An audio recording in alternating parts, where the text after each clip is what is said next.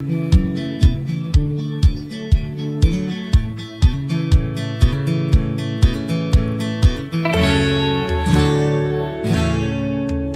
a impressão que algumas pessoas, quando a gente fala em reforma protestante, elas pensam o seguinte: já vem falar de coisa velha, né? Vamos lá, vamos abanar os livros, vamos tirar a poeira para a gente falar da velharia, para a gente falar das coisas do passado. Eu quero te dizer que a razão pela qual nós celebramos ano após ano a reforma protestante é porque nós entendemos que ainda hoje há algo que eu e você precisamos fazer para que nós não percamos de vista uma fé pura, uma fé centrada em Cristo, centrada na palavra de Deus, e não nos deixemos levar, enredar por toda sorte de coisas novas, estranhas que surgem por aí. Nós entendemos o quanto isso é necessário. E eu quero começar então lendo com você 2 versículos. Quero te convidar a abrir a sua Bíblia comigo, por favor. Lá na segunda epístola de Paulo a Timóteo, no capítulo 3. Segunda epístola de Paulo a Timóteo, capítulo 3.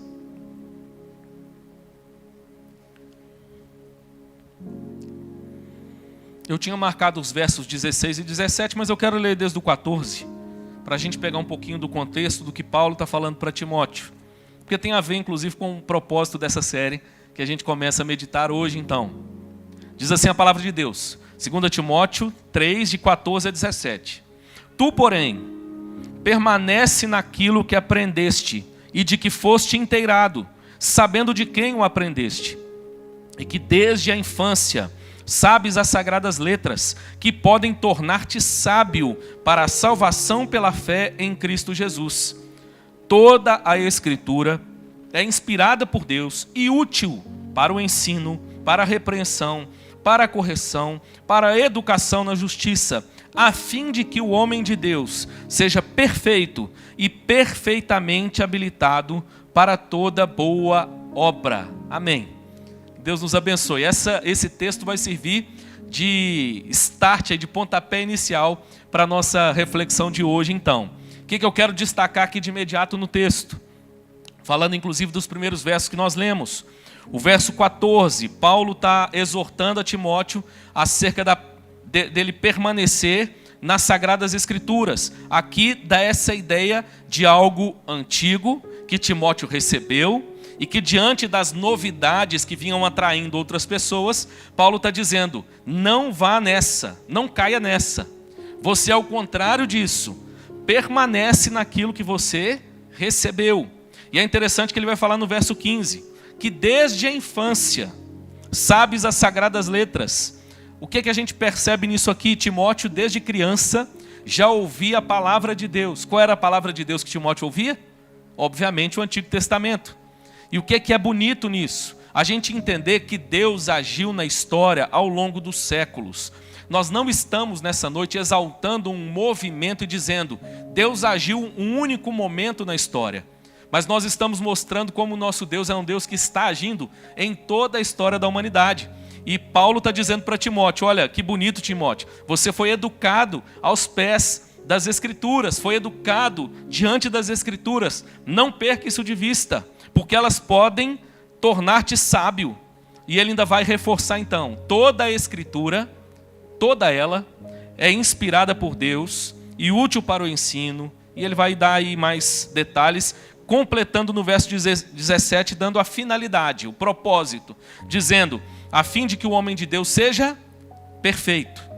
Então, por que eu preciso da Escritura? Paulo está dizendo: primeiro, para que eu seja perfeito. E segundo, para que eu também seja perfeitamente habilitado para toda boa obra. É basicamente isso que Paulo está dizendo aqui de uma maneira bem resumida. E é o texto que vai dar base então para a nossa reflexão nessa noite.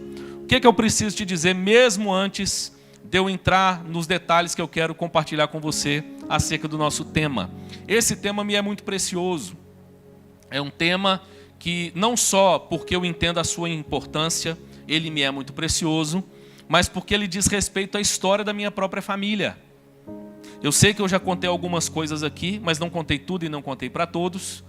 Mas a minha família, basicamente, ela começou, digamos assim, a história de se tornar uma família cristã piedosa com o meu avô.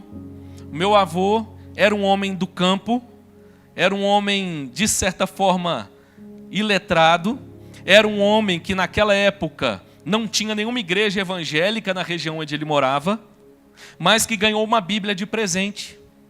Se eu não me engano, um presbítero de uma Assembleia de Deus de outra cidade, que depois inclusive se tornou compadre dele, o filho dele se casou com a minha tia, com a filha do meu avô, deu uma Bíblia de presente. E o seu Joaquim Barreto começou a ler essa Bíblia. E ele contava essa história, dizia para a gente o seguinte: à medida que ele foi lendo a Bíblia, ele foi ficando impactado com a beleza, com a riqueza, com a profundidade, mas ao mesmo tempo sendo exortado pela Bíblia. E quando ele chegou, por exemplo, lá em Êxodo capítulo 20, ele entendeu que o que ele estava fazendo com a vida dele era errado. Deus havia ordenado que ele deveria adorar a Deus e que ele não poderia fazer para ele nenhuma imagem de escultura, não adorar nenhuma outra divindade. Meu avô, quando teve informação acerca dessa verdade, ele então decide abrir mão de tudo aquilo que ele vinha trazendo como tradição religiosa. Meu avô, a partir daí, foi experimentando uma mudança na própria vida. Meu avô experimenta a graça do Evangelho. O coração dele é convertido a Cristo. Meu avô, depois disso, pregou para toda a família. Nós tivemos a alegria de ouvir que o meu avô alcançou praticamente toda a família, por parte de pai e por parte de mãe, incluindo tios, incluindo cunhados, incluindo sogro e sogra, pai e mãe. Os filhos quase todos. Quase todos. Mas uma coisa que me chama a atenção e que era uma marca muito característica do meu avô. Meu avô faleceu sendo um homem que amava e se debruçava de maneira incisiva sobre a palavra de Deus. Quem fez conta, eu tenho um primo que morou com ele e conversou com ele antes dele partir, disse que ao falecer aos 94 anos, o seu Joaquim já tinha lido a Bíblia toda, de capa a capa, mais de 100 vezes. E nós vimos o quanto a palavra de Deus transformou, a começar desse ancião, toda a nossa família. E eu quero então nessa noite te incentivar a pensar sobre isso comigo, sobre a necessidade, a relevância, a singularidade da palavra de Deus. Mas antes, deixa eu te falar uma coisa. Nós estamos tratando nesses dias aqui acerca, ou relembrando e rememorando a Reforma Protestante. E o que nós precisamos destacar? Como eu já disse aqui, que a Reforma Protestante para nós ela foi um movimento na história onde Deus agiu trazendo transformação de maneira mais ampla para a vida de muitas pessoas, fazendo com que essas pessoas tornassem novamente as questões elementares da fé. Quando nós falamos em reforma, essa é uma palavra que na nossa língua tem mais de um sentido. É possível que alguém pense, por exemplo, numa reforma de uma casa, e ele pense mais ou menos o seguinte: eu sei o que é reforma. Eu já fiz uma reforma lá em casa. Minha casa estava assim, precisando de um ar novo, então eu fui e comprei um piso novo, muito melhor do que aquele que tinha, troquei o piso, ranquei uma parede, coloquei um rebaixamento, troquei a iluminação, eu fiz isso e fiz aquilo e olha, ficou uma reforma maravilhosa. Não é esse o sentido que nós usamos para nos referir à Reforma Protestante. Não é a ideia de uma inovação. Entende? Quando você faz uma reforma para inovar na sua casa, para deixá-la diferente, para trazer algo novo. Na verdade, reforma para nós, ela tem o sentido de tornar a forma, de voltar à forma. Seria talvez, se pensasse até mesmo na dinâmica de uma casa, é quando à medida que você vive há muito tempo numa casa, vou usar a figura do piso, o seu piso agora está quebrado. E você então vai retirar aquele piso quebrado e colocar o piso novamente no lugar onde ele deveria estar, funcional e bonito como ele deveria ser. Então o sentido é de tornar a forma. E o que é que nós precisamos destacar também? Que a reforma não foi um movimento de um homem só. A reforma ela teve como marco o dia 31 de outubro de 1517, quando Martinho Lutero, um monge, um bispo, um padre, ele coloca as 95 teses na Catedral de Wittenberg. As 95 teses que não são 5 solas. As 95 teses que têm como mensagem o questionamento de Lutero com respeito à venda de indulgências. Mas antes mesmo de Lutero, Deus já vinha gerando no coração de muitas pessoas uma insatisfação com a realidade religiosa da sua época. Deus levantou outros homens ao longo da história que questionaram a maneira como as coisas vinham acontecendo. No entanto, o momento em que Lutero afixou as 95 teses, nós costumamos dizer que foi um momento propício, onde Deus canalizou vários fatores para que a reforma acontecesse. Nós temos várias questões. Você quer ver um detalhe? No ano 200 da nossa era, o papel como nós conhecemos foi desenvolvido na China. Mas ele só chegou na Europa por volta do século XIII. Poucos anos antes da reforma. Nós temos a invenção da imprensa. E nós não estamos falando aqui da imprensa como você conhece. Alguém que trabalha como jornalista. Mas aquela máquina que fazia cópias e que tornou mais popular, mais barato agora que as pessoas tivessem uma literatura nas suas mãos. Nós estamos num momento onde o Renascimento vinha acontecendo, estava começando. E basicamente o Renascimento era esse movimento que questionava o status das coisas. Era um movimento que, de certa forma, libertava as pessoas para questionar, para pensar criticamente. Percebe como o cenário está se desenhando? Há uma insatisfação com a maneira como a igreja da época, ela se tornou muito mais do que a instituição religiosa que ela deveria ser, e ela assume um papel político e econômico, e inclusive majoritário, mais do que muitos reis, os papas da época, mandavam e desmandavam nas questões políticas e econômicas. Havia uma insatisfação generalizada, e essa autoconfiança, ela chegou a tal ponto em que a igreja da época, então, não satisfeita com todo o poder, com toda a riqueza que ela tinha, ela inicia também o movimento de venda de indulgências, que basicamente nós podemos resumir como um movimento que vendia formas ou maneiras distintas, coisas distintas, mas que quando você comprava, eu vou resumir dessa forma, te garantia um lugar no céu. Basicamente havia a doutrina do purgatório, quem morria ia para o purgatório, e para que aquela alma saísse do purgatório e fosse para o paraíso, era necessário, entre algumas coisas, a compra de indulgências. Então ou a pessoa comprava por si, ou as pessoas compravam pelos seus parentes. Nós precisamos de uma reforma hoje? E eu disse que sim. Em que sentido?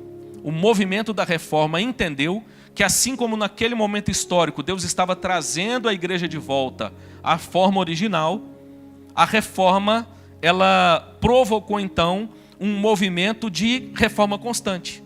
A máxima que ficou conhecida para resumir isso era: igreja reformada, sempre se reformando. E eu terminei com uma frase de um pregador da internet que eu achei muito interessante. Ele disse o seguinte: na época da reforma, o grande incômodo, o grande problema, talvez o ponto mais nevrálgico da reforma, tanto é que deu origem às 95 teses de Lutero, era a venda de indulgências. Ou seja, na época da reforma, a religião estava vendendo um lugar no céu. Hoje, nós estamos pior do que naquela época. Porque o que estão vendendo hoje não é um lugar no céu. Hoje o que as pessoas estão querendo comprar não é nem pensando na vida eterna, é pensando no aqui e agora. As pessoas estão querendo comprar um lugar na terra.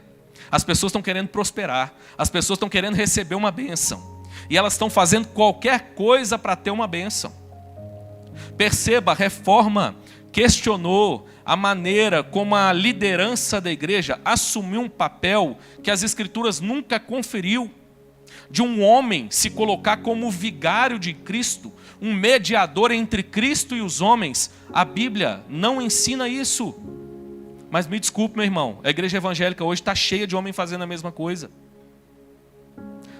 Paternidade espiritual é o termo que nós ouvimos hoje, para as igrejas que ressuscitaram aquela velha prática católica de colocar o Papa como mediador entre Deus e os homens. Pastor, e o que essa reforma então trouxe para nós como legado? E aqui então que nós iniciamos a nossa série. Nós teremos 5 solas, hoje nós vamos ficar com um só, tá bom? E a partir de semana que vem nós vamos ver 2 por quinta-feira. Aí então tem desculpa para essa introdução, que era metade que eu tinha o tempo aqui, era para a introdução, tá bom? Então qual foi o grande legado da reforma? Deixa eu te explicar então agora um pouco sobre os 5 solas. Esses 5 solas ficaram muito famosos recentemente. E o que eu preciso te dizer? Da maneira como nós os conhecemos, ele não foi escrito por Lutero, por Calvino e por nenhum reformador. Tardiamente, nós estamos falando isso de um século atrás, 2 no máximo, é que alguns teólogos, estudando a teologia dos reformadores, sistematizaram aquilo que eles entenderam que eram os pilares, os fundamentos primordiais do pensamento dos reformadores, ok? Então, de quem é os 5 solas? Os 5 solas não é dos calvinistas. Os 5 solas são dos cristãos. De todo cristão evangélico que entende aquilo que é elementar acerca da fé. É bonito falar sobre os 5 solas, porque esse é um assunto que nos une de volta no sentido correto. Nós temos muita dificuldade com um ecumenismo estranho, onde a gente não questiona mais aquilo que é errado, porque afinal de contas a pós-modernidade com a sua tolerância não cabe isso, e a gente de repente não pode divergir. Mas eu quero te dizer, meu irmão, que por outro lado, nós perdemos ao longo do tempo essa beleza de encontrar pontos em comum com as pessoas. E os 5 solas, eles nos trazem de volta para os nossos irmãos de outras tradições. Por exemplo, nós concordamos nos 5 solas com os luteranos. Nós concordamos nos 5 solas com os batistas, com os metodistas, com irmãos de outras tradições evangélicas. Agora o que eu preciso te dizer? Que eles são os pilares, os fundamentos, sobre os quais inclusive nós podemos olhar e dizer, olha, essa igreja, essa pessoa de fato preserva uma fé que nós podemos chamar de puramente evangélica ou não. Essa realidade se perdeu de tal maneira que infelizmente essa igreja caminha numa direção contrária e distante àquela revelada por Deus na sua palavra. Nós então recebemos como legado dos reformadores os 5 solas. O que é um sola? Não é sola de sapato, tá bom? Quando fala em sola, a primeira coisa que eu particularmente lembro é da sola de sapato. Mas essa é uma expressão latina que significa somente. Então, é a ideia do mínimo irredutível que os reformadores apresentaram na sua teologia. E o primeiro sola que nós vamos então abordar a partir de hoje é o sola scriptura, ou somente a Escritura, ou somente a Bíblia Sagrada. Por que nós começamos com ele? Porque foi ele que deu o pontapé inicial para todo o resto. Dá uma olhada comigo aqui, se você quiser, e acompanhando aquilo que está em tela. Primeira coisa, a reforma reivindicou o retorno à própria Escritura como única regra de fé e prática. Então a primeira coisa que a reforma fez foi dizer novamente que somente a Escritura era a regra de fé e de prática para a vida do cristão. Deixa eu te dar uma dica. Sabe qual que é o grande detalhe, a grande, talvez, perigo das seitas e de movimentos que começam a caminhar paralelamente à fé e que vão pouco a pouco se distanciando dela? Não é o fato de que eles negam a Bíblia, negam a Jesus, mas o fato de que eles agregam uma coisa a outra. Então, vale a Bíblia, mas vale a tradição. Vale Jesus. Olha, mas eu me dobro também e peço por São alguma coisa, fazer um milagre por mim.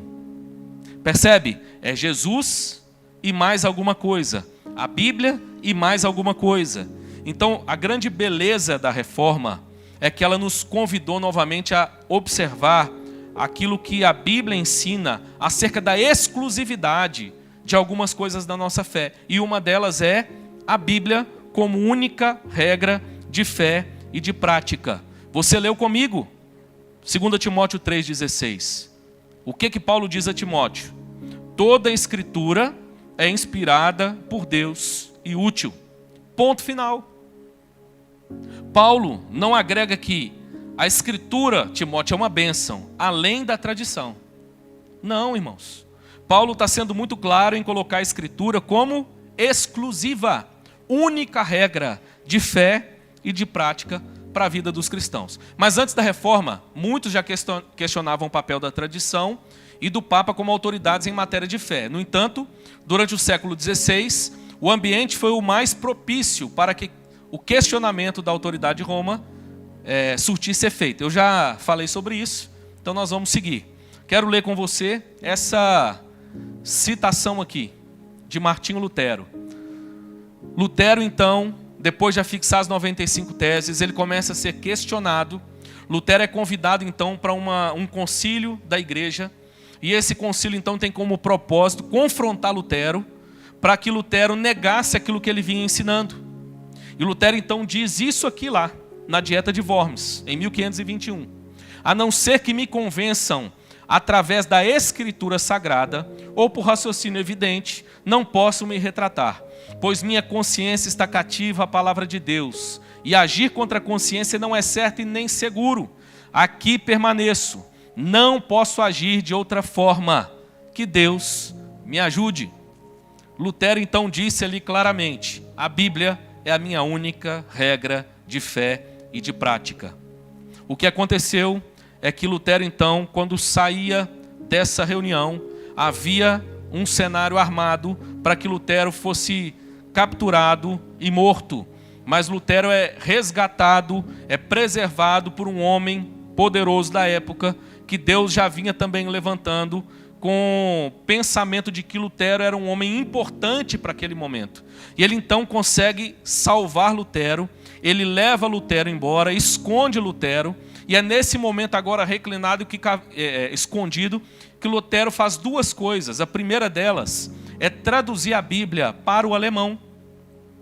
E a tradução de Lutero da Bíblia para o alemão é importantíssima, inclusive para a cultura, para o estabelecimento da língua alemã, como ela existe até hoje.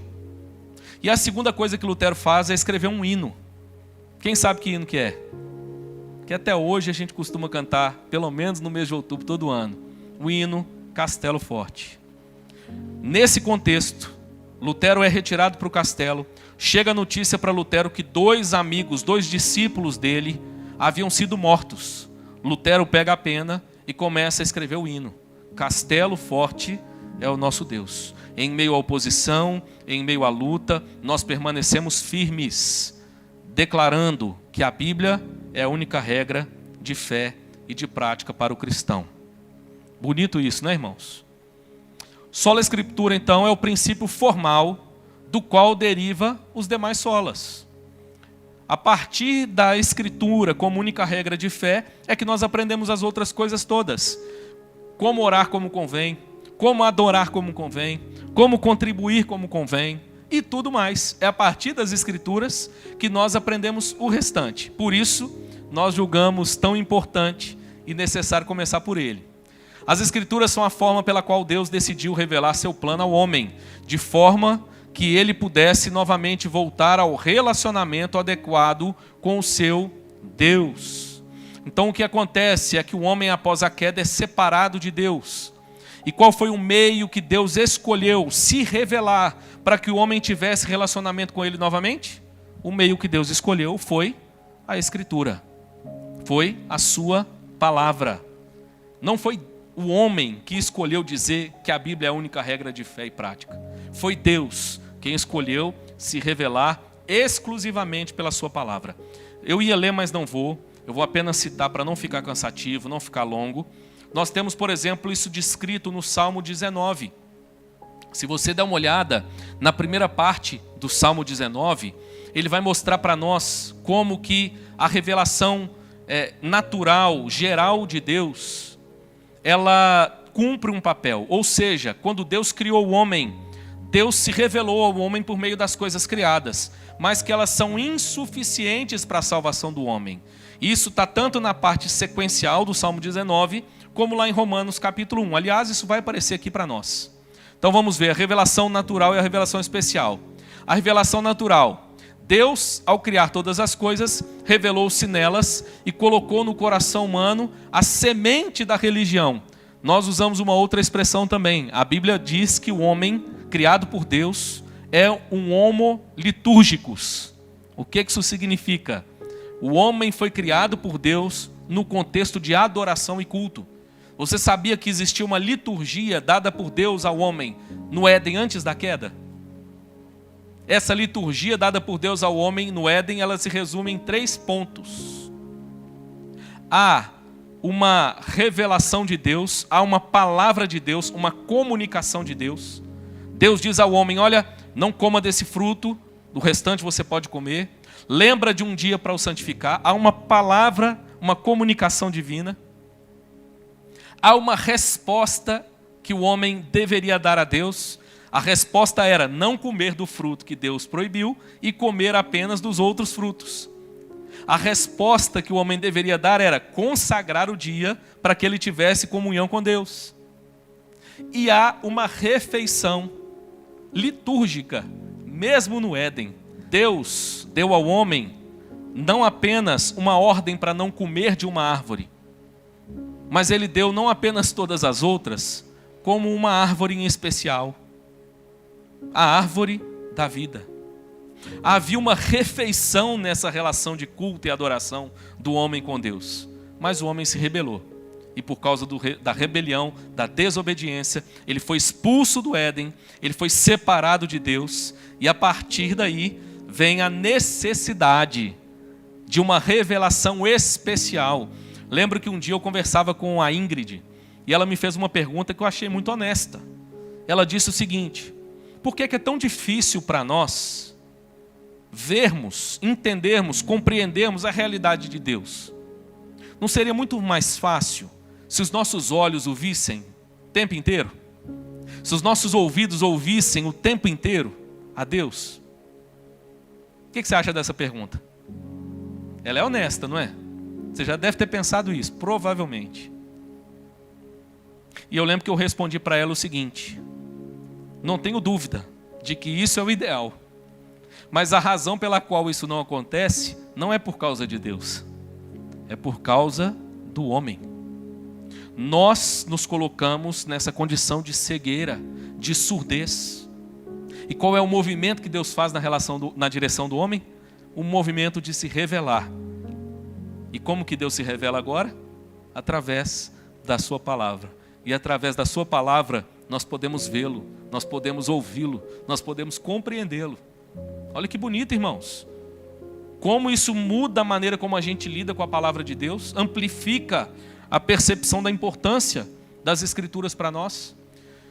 No entanto, a sequência aí está falando mesmo que eu acabei de dizer: com o pecado o homem se corrompeu, não sendo capaz de compreender o verdadeiro Deus em sua obra. E aí a gente vai ouvir isso lá em Romanos 1, 18 a 21. Lá Paulo vai dizer que Deus se revela por meio das coisas que foram criadas. No entanto, o que o homem faz? O homem se rebela contra Deus. Está lá em Romanos 1 também. E adora a criatura no lugar do Criador. E é nesse contexto que Paulo vai dizer da necessidade do Evangelho. Que o Evangelho é o poder de Deus para a salvação de todo aquele que crê. O que mais nós precisamos destacar aqui? Revelação especial. Dada a incapacidade do homem de conhecer e relacionar-se com Deus, ele decidiu se revelar de forma acessível ao homem. Ou seja, Deus falou na língua dos homens. Nós temos Deus em Êxodo 31, 18, entregando as tábuas a Moisés, escritas com o próprio dedo de Deus. Só somos capazes de conhecer a Deus porque Ele graciosamente se deu a conhecer, utilizando a própria linguagem humana para isso. Quais foram os estágios então dessa revelação especial de Deus? O primeiro deles foi, Deus se revelou aos patriarcas. Como era essa revelação? Uma revelação direta, transmitida oralmente aos descendentes. Os patriarcas então tiveram um relacionamento de forma direta com Deus, ouvindo a Deus, e agora oralmente começaram a compartilhar com os seus descendentes. Então a revelação de Deus começa de maneira apenas oral e depois é que ela vai se tornar escrita. Os hebreus, Deus então se revelou de forma escrita na forma de mandamentos, como nós acabamos de citar aqui o texto de Êxodo. escrito por Deus e também ditado por Deus. Depois, os contemporâneos de Jesus, a própria palavra, o verbo, se revelou e muitas testemunhas viram e creram. A Bíblia diz que no princípio era o verbo. A palavra que está no grego ali, ela poderia ter sido traduzida como palavra. Por que ela não foi traduzida como palavra no português? Porque palavra no português é uma palavra feminina. E com o receio de que isso gerasse nas pessoas uma compreensão errada acerca do ser de Jesus, João Ferreira de Almeida e outros tradutores preferiram traduzir por verbo. Mas no grego ela não é feminina. No grego, logos é uma palavra neutra. E o que ela significa? É justamente essa palavra que dá origem a tudo, a palavra que cria, a palavra que traz vida, a palavra que torna as coisas existentes. E é isso que João está dizendo. No princípio era o verbo, e o verbo era Deus, estava com Deus, e o verbo era Deus. Mas João diz, ele se fez carne e habitou entre nós. Os contemporâneos de Jesus, então, tiveram a própria palavra encarnada no meio deles. Os contemporâneos dos apóstolos creram na ressurreição e receberam instruções diretas dos apóstolos comissionados por Cristo. E os pais apostólicos, os primeiros líderes da igreja depois dos apóstolos, creram na ressurreição e nos escritos dos apóstolos como exposição dos ensinamentos de Cristo. Limitaram-se a sistematizar as doutrinas ainda não claras ou não tão claras no texto bíblico. Deixa eu voltar para ali, porque eu lembrei que são dois. O que eu quero te mostrar também? Já estou caminhando para o final. A Escritura é a revelação de Deus, e Deus então se revelou em Cristo. Depois você dá uma lida nesse texto, Lucas 24, 44 e 45. Mas basicamente eu queria te mostrar esse gráfico, porque ele ajuda a entender essa verdade de maneira muito objetiva. Olha que interessante. O Antigo Testamento é dividido em 4 partes. A lei, os livros históricos, os livros de poesia e os livros proféticos. Como é que nós poderíamos resumir essa verdade? Olha ali. A lei, fundamento da chegada de Cristo. A história, preparação para a chegada de Cristo. A poesia, o anelo pela chegada de Cristo. A profecia, a certeza da chegada de Cristo. Cristo sendo revelado ao longo de toda a Escritura. Nós vamos para o Novo Testamento. O Novo Testamento também dividido em 4 partes. Os Evangelhos, Atos, as Epístolas e o Apocalipse. E como é que ele se organiza? Nos Evangelhos, a manifestação de Cristo. Em Atos, a propagação de Cristo. Nas Epístolas, a interpretação e a aplicação de Cristo. E no Apocalipse, a consumação em Cristo. Toda a Escritura, irmãos, revelada por Deus, útil, poderosa e contendo principalmente uma mensagem central, a mensagem acerca de Cristo. É por isso que lá na frente nós vamos falar um pouco mais sobre os solos Cristos também, somente Cristo. Bom, então o que é que as Escrituras são? O que é importante que eu saiba, à luz da própria palavra de Deus, para a gente caminhar para o fim e encerrar esse momento? O que a Bíblia diz a seu próprio respeito? A Bíblia nos mostra então que as Escrituras é um sinônimo de Bíblia sagrada, Escrituras sagradas. Ela nos mostra que ela é, primeiro, inspirada por Deus. A Bíblia foi inspirada por Deus. Ainda que homens foram usados por Deus para escrever o texto, na verdade, a Bíblia alega, ela clama essa autoria, na verdade, do próprio Deus. Então, quem é o autor das Escrituras? O próprio Deus. E Deus, então, entregou esse livro através de vários homens ao longo da história. E é bonito, irmãos. Nós vemos ao longo de mais ou menos 1500 anos, homens de contextos os mais distintos, socialmente falando, culturalmente falando, historicamente falando. Pense na realidade. Um deles era Moisés, um homem acostumado a viver no Egito. Depois de 40 anos no Egito, no deserto. Pense na cultura de Moisés. Pense nesse lado, nesse aspecto de como Moisés era singular e representava uma cultura específica. Deus depois usa, por exemplo, homens como Davi, que escreveu diversos salmos. Já um outro momento, um momento de uma dinastia estabelecida, um reinado estabelecido, um momento em que o povo agora tem uma nação, tem cidades. Percebe como a cultura mudou? Mas o mesmo Deus continua falando ao longo da história. Perceba, esse povo agora vai para o exílio. E por que o povo vai para o exílio? Porque o povo se esquece de Deus, é isso que a própria Bíblia diz. Como é que o povo se esqueceu de Deus? Principalmente, não atentando à realidade da importância, da relevância da palavra de Deus, dos mandamentos de Deus. O que acontece com o povo? O povo é enviado ao exílio. O povo sofre profundamente. Agora nós temos, voltando do exílio, outra geração completamente diferente, com outra experiência de vida, com outra cultura, com outra realidade social, tudo diferente, mas Deus continua levantando e usando homens para comunicar a sua palavra. Há um silêncio de cerca de 400 anos, e nós vemos então a vinda de Jesus Cristo, outro contexto, outra cultura, outro momento, mas Deus continua falando através dos homens. Deus usa agora no Novo Testamento homens de contextos completamente distintos. Percebam Pedro, pescador, chamado lá em Atos capítulo 4, por exemplo, pelos doutores de incauto. Nossa, como fala bonito esse Pedro. Esse aí não era aquele pescador?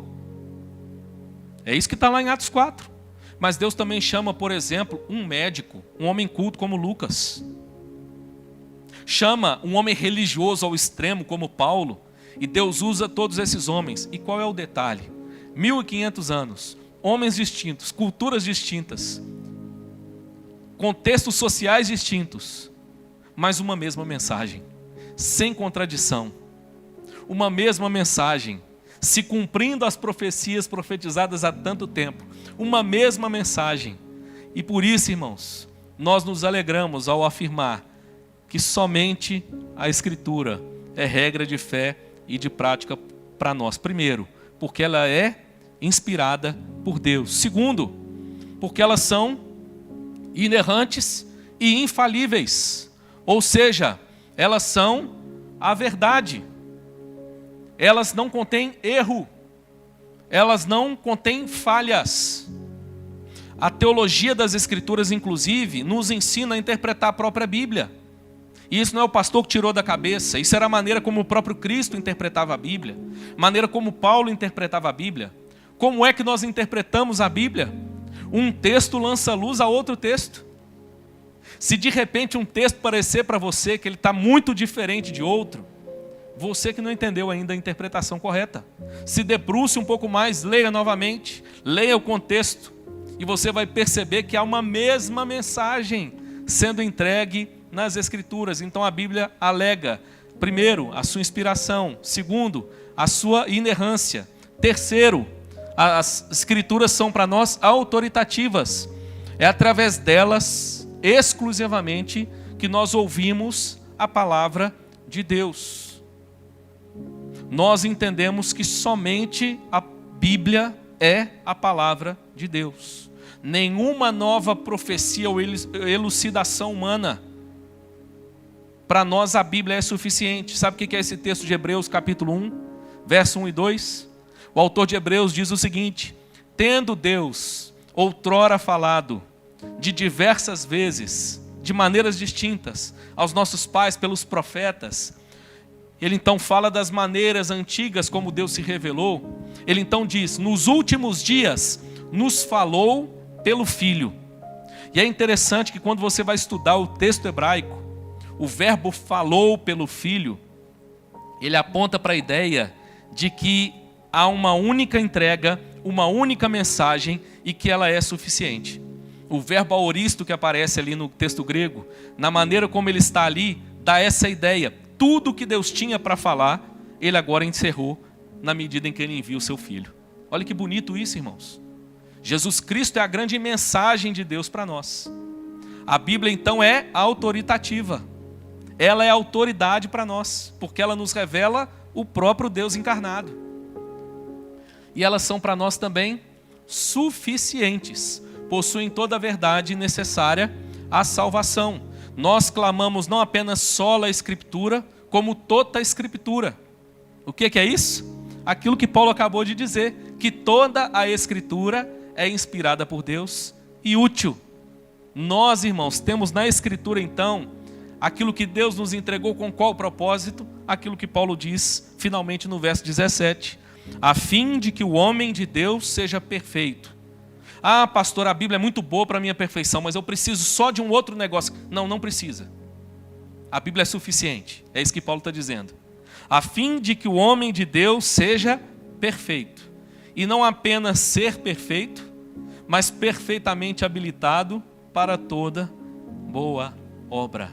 A Bíblia para nós então é suficiente. Nós não precisamos de nenhuma outra autoridade, de nenhuma outra pessoa como intermediário para que Deus se comunique conosco. Deixa eu te dizer, inclusive te deixar um alerta aqui. Nós vivemos uma geração de terceirização extrema. E infelizmente tem muita gente fazendo isso dentro das igrejas, às vezes até em igrejas sérias. Deixa eu te mostrar como é que isso acontece.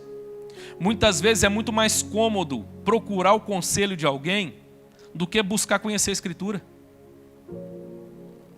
De repente a igreja vai fazer um acampamento de casais, um congresso lá, um encontro de casais, e o tema vai ser criação de filhos. A pessoa vai e volta frustrada, porque não falou tudo que ele precisava. Puxa, esse palestrante não falou tudo que eu precisava. Mas ela não percebeu que ela está buscando um lugar errado. O encontro ali é para trazer algumas das pérolas que estão na Escritura, para nos ensinar sobre a criação de filhos. Mas o que é que eu, como pai, preciso fazer para educar os meus filhos? À luz das Escrituras, me debruçar sobre ela, ler a palavra de Deus, conhecer a palavra de Deus. Hoje, irmãos, a palavra de Deus, infelizmente, tem sido relegada a segundo plano. Tem muita coisa mais atrativa, inclusive para os cultos. Mas a realidade é que hoje tem muita coisa que atrai as pessoas com facilidade. Mas pastor, não vai ter nada diferente? É só abrir a Bíblia e ler e explicar? É, meu irmão. Mas ela é suficiente para nós. Nela nós encontramos tudo que nós precisamos. Sabe aquele guru? Aquele coach que está enchendo multidão? Talvez ele vai mais te atrapalhar do que te ajudar. A Escritura é suficiente para nós. Vamos terminar? Por último, nós também afirmamos a perspicuidade das Escrituras. Às vezes a gente gosta de falar difícil, né, irmãos? Vamos falar mais fácil, a clareza da Bíblia. O que isso significa? As Escrituras são, em sua maioria, compreensíveis aos olhos humanos. O que é essa ideia? Tudo o que você precisa saber para a sua salvação e para a sua vida de maneira prática, meu irmão, está revelado nas Escrituras. E você, independente da grande escolaridade ou não que você tem, pode ler e compreender, porque a Bíblia é clara. Já dizia o Arnaldo lá no futebol, né? A regra é clara, mas lá no futebol não é muito não, irmãos, porque a intervenção humana, de repente um interpreta de um jeito, o outro interpreta do outro, mas o que nós encontramos nas Escrituras, irmãos? Clareza. Lembra do Salmo 119? Lâmpada para os meus pés é a tua palavra e luz para o meu caminho. E na sequência, sabe o que o Salmo 119 ainda vai dizer? Se eu não me engano, no verso 130, que a palavra de Deus, ela confere sabedoria aos simples. Ou seja, mesmo a pessoa que não é culta, que não é douta nas Escrituras, encontra sabedoria. Você já deve ter visto isso na prática. Gente que de repente não tem nenhuma graduação, nenhum diploma, e nada contra o diploma, mas que não teve oportunidade, não teve acesso a essas coisas, mas que dá show quando nós falamos em sabedoria para a vida. Sabe por quê? Porque encontrou nas Escrituras a fonte do seu alimento para a vida. Eu termino voltando lá no início. Lembra que eu te falei do meu avô? Essa foi uma realidade que eu encontrei no meu avô. Um homem simples, mas de uma sabedoria profunda, irmãos. Até mesmo para confrontar os adversários. Tem uma história dele que eu quero te contar. Meu avô, ele foi prefeito. E nessa época de prefeito, ele pregava muito para os políticos. Quando ele tinha oportunidade, encontrava com outros prefeitos, com vereador, com governador, no estado lá onde ele foi prefeito. E ele contou para nós que um determinado dia houve um encontro, vários prefeitos, o governador, e eles estavam ao redor de uma mesa, e de repente o governador começou a rir e falar assim: Joaquim, você fica falando de Bíblia, você fica o tempo inteiro defendendo Bíblia, falando de Bíblia, mas a Bíblia é um livro estranho demais. Tem umas coisas que ninguém consegue compreender, tem umas coisas que ninguém entende nessa Bíblia. Por exemplo, tem um versículo lá na Bíblia, eu já li esse negócio lá, tem um versículo lá que fala que não pode lançar pérolas aos porcos. Quem é que lança pérolas aos porcos? E meu avô balançou a cabeça, virou para ele e disse o seguinte: eu vou te explicar esse texto. A pérola é o Evangelho. E você tem toda a razão. Eu retiro tudo que eu falei aqui do Evangelho. E o senhor pode ficar tranquilo que eu não falo mais. Você entendeu quem são os porcos? Precisou falar mais coisa, irmãos? E eu tenho certeza que aquele homem pensou muito acerca da maneira como naquele dia ele foi confrontado pela palavra de Deus, irmãos. É a palavra que confronta com o propósito de levar o homem ao arrependimento. Quando nós pensamos então na Bíblia, irmãos, uma das grandes questões que fica é a seguinte: porque é a igreja que nos deu a Bíblia. Então a autoridade da igreja, a tradição da igreja é maior do que a Bíblia. Nós afirmamos, à luz das Escrituras, desde a Reforma, que isso não é verdade. Presta atenção nisso. O Concílio de Cartago, em 397, foi que reconheceu os livros que nós temos como a Escritura do Novo Testamento. Mas guarde isso. Pressupôs a existência do cânon e a proibição de outras obras como canônicas. Houve um reconhecimento e não uma decretação. E ouça essa frase aqui para terminar então, do John Stott. Do Sproul, desculpa. Vamos terminar com essa frase do Sproul. Pastor S. Sproul disse certa vez o seguinte: não é adequado falar do cânon sendo estabelecido pela igreja. A igreja não estabeleceu o cânon. O cânon é que estabeleceu a igreja. É bonito, irmãos, porque há uma tentativa de colocar a tradição acima da Escritura. Mas isso não é verdade. Não foi a igreja que estabeleceu a Escritura. É isso que o Sproul está dizendo. Mas foi a Escritura que estabeleceu a igreja. E é por isso, irmãos, que ela é fonte para nós de autoridade. É por isso que ela é suficiente para nós. É por isso que nós cremos que ela é inerrante, infalível. Pastor, mas isso é só para aqueles que creem nisso? É, só para aqueles que creem nisso. Nós entendemos que essa é uma verdade revelada por Deus e iluminada pelo Espírito Santo nos nossos corações. Me desculpe, eu vou terminar com essa fala. Nós temos hoje uns novos luteros da nossa geração. Mas me maravilha ver, irmãos, que os protestantes do mês de outubro no nosso país não são os protestantes evangélicos, mas os apostólicos romanos, que no mês de outubro, irmãos, entram em tudo quanto é página. Por exemplo, talvez vai entrar até na nossa, quando fala da reforma protestante, vem para, mas a reforma, vocês criaram uma igreja para vocês, e eu fico lendo, falo, puxa vida, estão querendo afixar as 95 teses deles. Não é que eles estão sendo bastante protestantes, nesse sentido? E na verdade, irmãos, o incômodo que algumas pessoas têm com o fato de nós afirmarmos essas verdades, na minha opinião, só prova para nós que elas estão inseguras a respeito daquilo que elas creem. O que cabe a nós, irmãos, não é brigar com ninguém. O que cabe a nós é proclamar essa verdade e esperar, aguardar que o Espírito Santo ilumine os corações para compreendê-las.